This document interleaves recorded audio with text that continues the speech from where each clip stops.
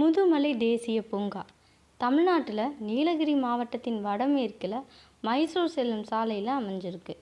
முதுமலை வனவிலங்கு காப்பகம் உதகமண்டலத்திலிருந்து 1940 தொடங்கப்பட்ட தென்னிந்தியாவின் முதல் வன காப்பகம் ஆகும்.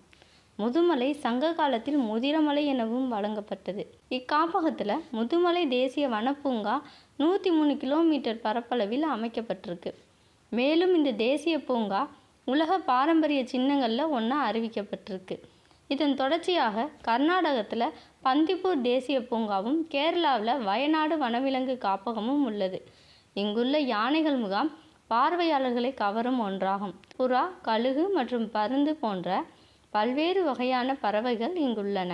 யானை, காட்டெருமை, புலி, மான், பறக்கும் அணில், பெரிய இந்திய சிவப்பு நரி, காட்டுமுயல், மலைப்பாம்பு போன்ற பல்வேறு வகையான வனவிலங்குகளும் இங்குள்ளன.